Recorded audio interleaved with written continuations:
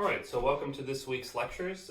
So to wrap out this week, we have two more special topics that we're covering.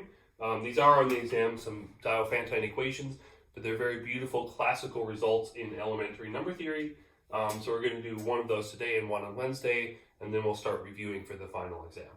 All right, and you can also look at Brightspace. There's a sample final exam, and there's also some notes about what to expect on the exam and what the policy in the exam will be, etc. So I strongly encourage you to, or even urge you to look at those, because especially with the departmental policy and some of the stuff with coronavirus, the procedure will be a little different than previous exams.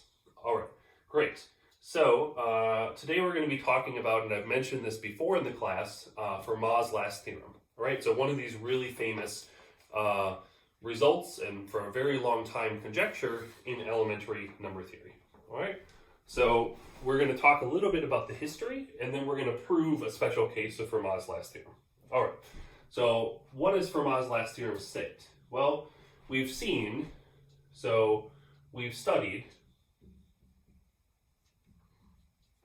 Pythagorean triples, right? And those are integer triples, x, y, z, with x squared plus y squared equals z squared. All right? Fermat's last theorem is the same type of thing, but the exponents, instead of 2, they're all still the same, but they're higher exponents. So Fermat's last theorem, I'll often call it FLT, which has the unfortunate coincidence with the abbreviation for Fermat's little theorem. Anyway, this is Fermat's last theorem, states that if I have x, y, and z are integers, or even I'm going to say rational numbers, I can say it even stronger and I'll explain why, but we've already kind of seen why. If I have an equation of the form x to the n plus y to the n equals z to the n, where n is some exponent, some natural number bigger than 2. So n is at least 3. Okay. And each of the x, y, and z, they're rational numbers. Okay, so they're in Q, the set of rational numbers. Then, if I have such a solution, we say there are only trivial solutions. Okay, so I'll write what I mean by trivial solution. So naturally, this equation always does have solutions. For example, I can take y equals 0 and x equals z. And I can pick any number x that I want, and that will work. So x comma 0 comma x always works. So it's easy to find solutions, but only if I let one of the numbers be 0. All right, so those are what we call the trivial solutions, where one of the numbers is 0. And so we say that if there's a solution, Fermat's last theorem says there are only trivial solutions, and we can nicely encapsulate the condition that one of the numbers, at least one of the numbers, is 0 by saying their product is 0, right? Because as real numbers, the product is 0 means one of the numbers is 0. Okay, so that is if n is at least 3, a natural number, and I have a triple x, y, z satisfying this equation, then the product of those numbers is equal to 0. All right, so there's only trivial solutions.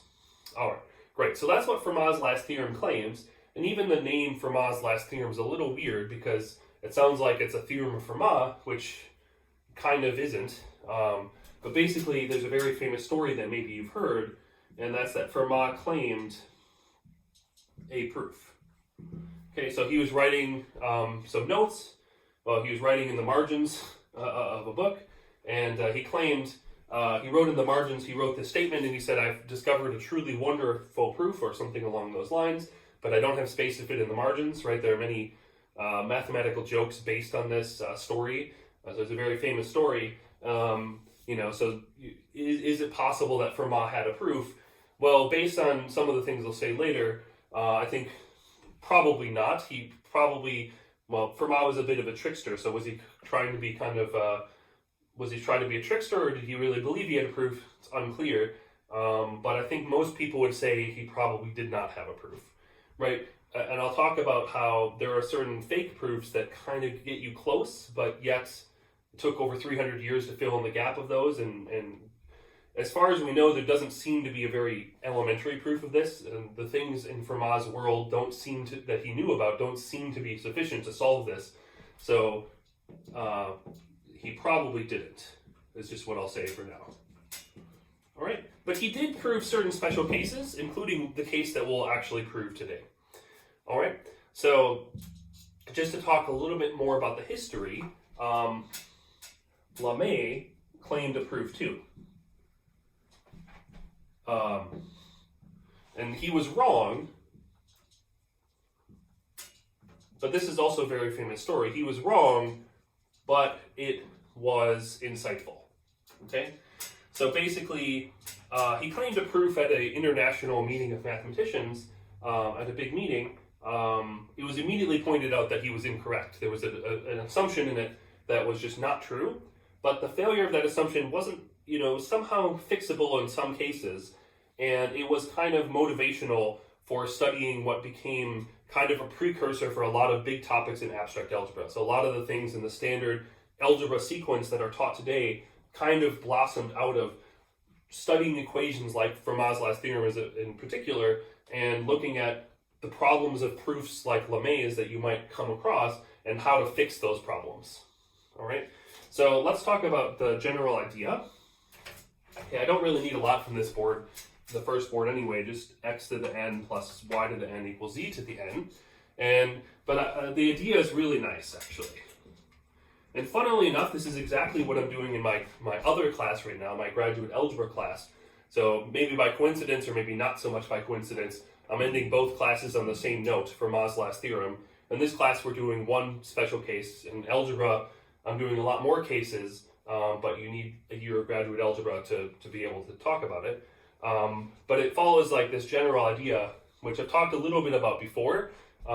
If you want to study equations like this in rational or polynomial equations in rationals and integers, we call those Diophantine equations. You want to try to factor as much as possible, right? And you can factorize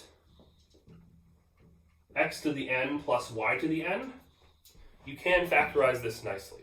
You can't factor this over real numbers. So like even x squared plus y squared, you can't factor that over real numbers, but you can factor it over the complex numbers. So this is complex numbers. Right, so this is just some motivation in history, just for fun, and then we'll come to the actual proof that we care about later. All right, so any polynomial basically factors into linear terms, degree 1 polynomials over the complex numbers. All right, so first I want to note, we've talked about homogeneous equations before. So x to the n plus y to the n equals z to the n is homogeneous or homogeneous, right? That just means that every exponent, is a multinomial, it's a polynomial in some variables, and each exponent has the same degree, right? Each monomial has the same degree. They all only have a single variable in them. So just these n's matching means it's homogeneous, right? Just like we looked at, that was important when we studied Pythagorean triples, that all the numbers were 2 so we could scale out stuff, right? And so remember that, so if you get rational solutions, so to show no rational solutions, you can clear out denominators. So I'll just write clear out denoms for space reasons, right? Just like we saw in the Pythagorean triple case, we could get that to x squared plus y squared equals z squared. We could get that to, let's say, capital X squared plus capital Y squared equals 1 by dividing through by the denominator. Or we said A, B, C, and we divided by C and got x squared plus y squared equals 1. Right? So you can freely multiply through and divide through by something because all these exponents are the same. So if you had a rational solution, you can find a common denominator between these three rational numbers, multiply everything by that, and clear out, right? By that to the n, by that number, that denominator to the n. Okay? So it suffices, and this is the usual statement. So it suffices to show there are no integer solutions. Right? So that's the usual statement. I just wrote it with rational numbers because it's very easy to show that they're actually equivalent, even though the statement with rational numbers a priori looks stronger. Okay? So it suffices to show there are no integer solutions, which is very handy here. Right? So just in general, like the mantra, when I have Diophantine equations, the homogeneous ones are polynomials are much easier to study because of reasons like this. All right. So maybe I'll end this video for now, and then I'll talk a little bit more about Lamé's fake proof and how it can be fixed up a little bit in general terms, because we won't be able to prove that in this class. but it will hit on a few of the things that we have mentioned in the past that are big ideas of number theory.